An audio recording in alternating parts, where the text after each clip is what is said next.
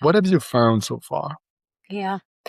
So we're still early on. We're halfway through testing how the Mediterranean diet or timed eating work. And we are not going to kind of unzip the data file and look at it until, we have the whole set of people. And we really want to know not just does it make a difference, but who does it make a difference for? And how easy or hard are these plans to follow? But I can tell you a fair amount about why I'm so excited about it. Um, so Mediterranean diet, let's start there. Let's start with even the definition. It is basically following the traditional diet for countries surrounding the Mediterranean Sea. Not in terms of flavor profile. You don't have to like oregano. But or any one spice kit. You can put your own spice kit on top of anything and call it Mediterranean diet. But the idea is the traditional diet for that region of the world involved a lot of vegetables and fruits, and then proteins from legumes like and beans, and then lean proteins like fish and poultry, and very healthy sources for the fat like olive oil and nuts and seeds. So those are the kind of basics to kind of build your plate around. Um, and the best versions of this say, no, let's not ban foods. People cannot be getting into a kind of guilt cycle. So yes, you can eat meat. You can eat sweets if they're worthy. You can eat processed foods if it's like, okay, look, I need to get something on my way in a hurry.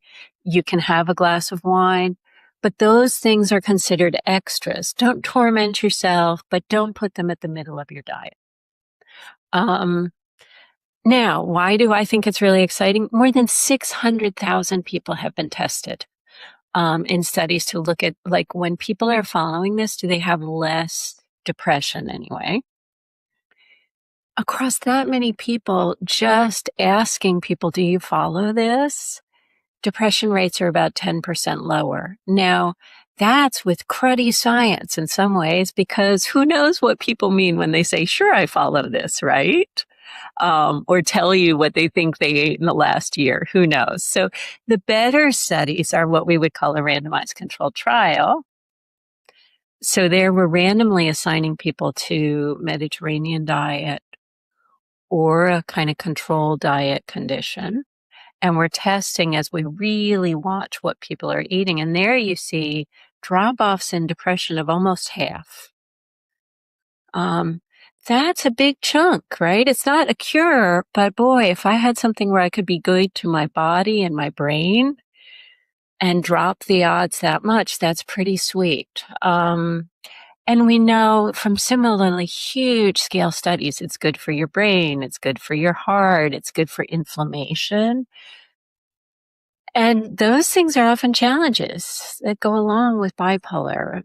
For many different reasons, there tend to be a lot of metabolic concerns for people with bipolar.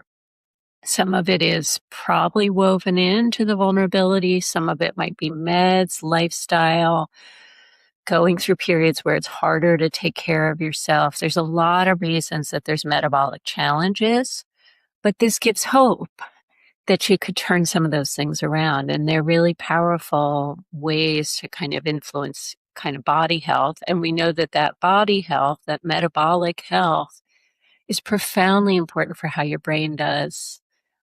It really predicts outcomes for people living with bipolar. Um, and so to me, I look at that and I think, how is it we're not testing that? And that's where we jumped in. I could not find a study on the Mediterranean diet and bipolar. And I was like, this should be the poster child of what we're looking at. So that was the inspiration for Mediterranean diet. And I'm really fascinated to see how it works.